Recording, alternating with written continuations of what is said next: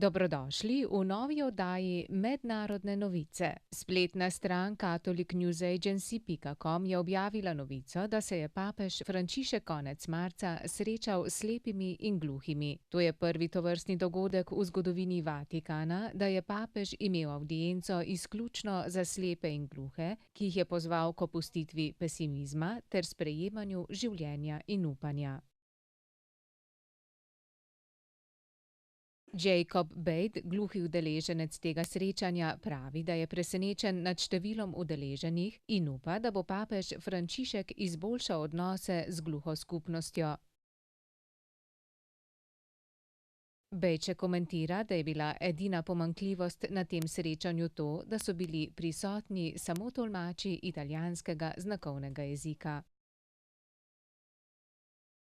Podjetje GN Store Nord je povzročilo malo revolucijo v svetu slušnih aparatov. Izdelali so aparat ReSound Links, ki uporabniku omogoča, da se poveže s pametnim mobilnikom iPhone.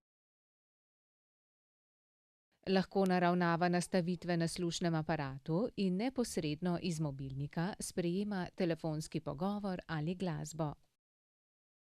Poleg tega se je podjetje GN Store Nord odločilo za preimenovanje svojih slušnih aparatov v tako imenovane ušesne ojačevalce, saj menijo, da je z izrazom slušni aparat povezanih veliko stigem, poroča spletni časopis The Inquisitor News. Na dan je pricurljala novica, da je proizvajalec polžkovih vsadkov Advanced Bionics med letoma 2004 in 2006 svoje pomanjkljive vsadke prodajal kljub temu, da je vedel za njihovo pomanjkljivost.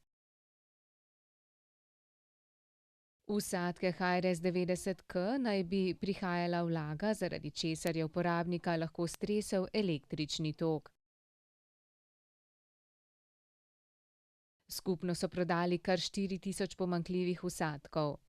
Podpredsednik trženja pri podjetju Advanced Bionics je dejal, da so bili vsadki še 2 leti na tržišču zato, ker so potrebovali čas, da so ugotovili, kje je napaka. Podjetje ima danes novo vodstvo in zagotavljajo, da so njihovi aparati več kot 99% zanesljivi. To je bilo za ta teden vse, pridružite se nam naslednji teden v novi oddaji Mednarodne novice.